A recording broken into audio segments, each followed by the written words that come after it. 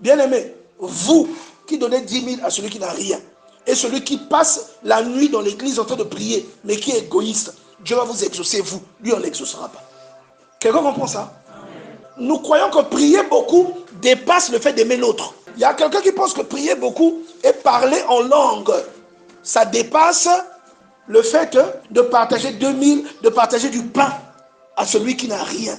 Prier, c'est plus ton cœur. Qu'est-ce qu'il y a dans ton cœur? Donc, il y a des priorités comme ça qui sont normalement de l'ordre de la prière, mais que nous avons inversées. Parce que Dieu n'est pas impressionné par nos paroles. Il est touché par notre cœur. Quand vous êtes généreux, cette générosité vient de votre cœur. Est-ce que vous comprenez ça? Amen. Mais quand vous parlez en prière, il est fort probable que vos prières viennent de votre tête. Donc vos actions sont le résultat de ce que vous avez en vous, de ce de quoi vous êtes rempli. C'est pourquoi quand tu es en colère, ne dors pas avec la colère. Quand tu es en colère, ne reste pas fâché longtemps.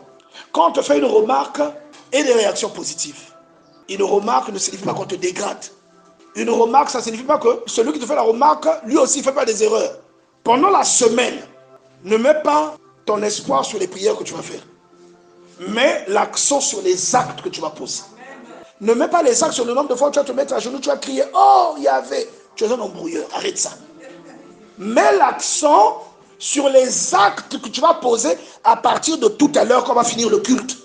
Les actes que tu vas poser, comment tu vas prendre les remarques, comment tu vas prendre les échanges, comment tu vas prendre quand on refuse quelque chose, comment tu vas te comporter devant quelqu'un qui est dans le besoin, comment tu vas faire ci, comment tu vas faire ça. C'est là-dessus que tu dois te lever. Comment tu réponds à ton mari?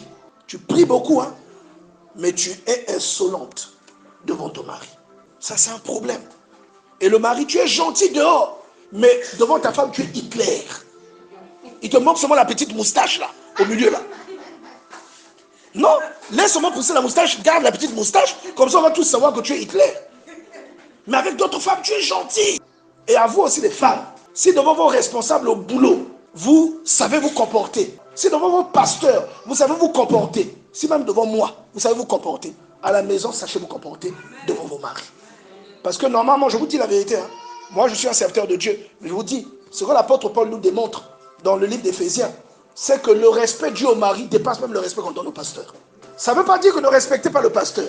C'est pas ce que ça veut dire. Que ce ne soit pas une occasion pour toi pour commencer à me, à me manquer de respect. Je sais que tu as compris ce que j'ai voulu dire.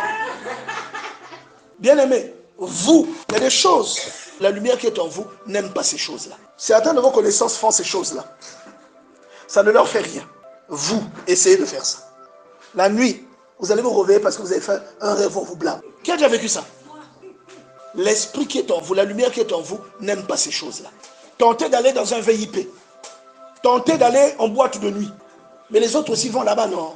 Vous tentez seulement de faire ça. Si vous ne rêvez pas, vous remarquerez quand même qu'il y a une chose qui ne va plus marcher dans votre vie.